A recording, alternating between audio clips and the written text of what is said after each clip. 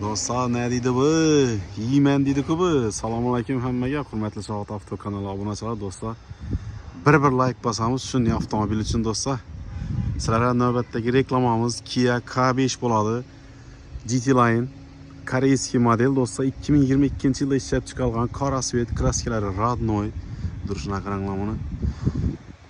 Panorama lyuk отдельный tema do'stlar qaranglar. GT Line versiyasi.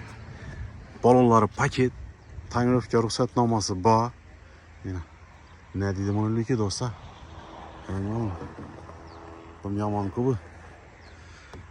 Videoni shoshmasdan ko'ramiz do'stlar. Koreyskiy model bo'ladi bu. Ikkilik atmosferniy bo'ladi. Xalasangiz ham metan, xalasangiz ham propan uстановка qilsangiz ham bo'ladi. Salon holatlari do'stlar 10 ballı sistemada 10 bal berisha arziydi do'stlar. Kalitlarına qaranglar. Hammaga yangi yilda nasib qilsin shuning kalitlarini olib, mashinalarni minib hayda burish do'stlar.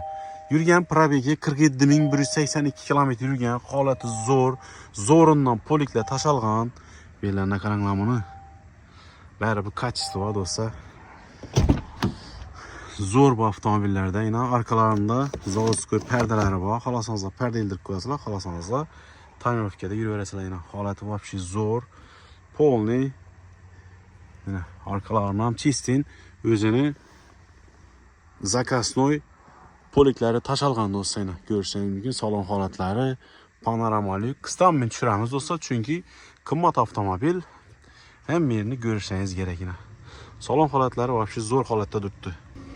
Görürseniz mümkün do'stlar, bunu arkasından ham qizitadon sistemaları bor, arkasından ham abduf, abagrev sideneleri bor do'stlar. Eldinden ham bor. Görürseniz mümkün. 5 ключевой достуp bor. Xullas avtohold bor. Ruchnoy sidine qizdiradon, sovutadon.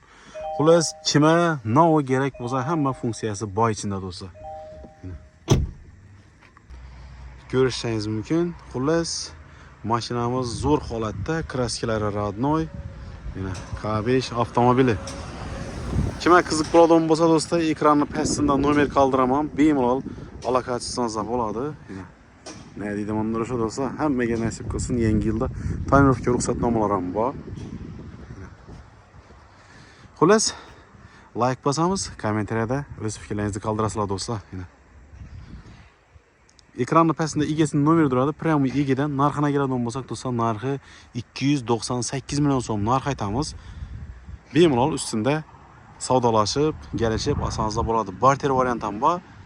Kime qiziq bo'ladigan bo'lsa, через bank yetib ham berilaveradi. Xullas, qiziqsangiz do'stlar, ekranni pastida turgan nomerlarga telefon qilasizlar, gaplashib, kelishib olaverasizlar.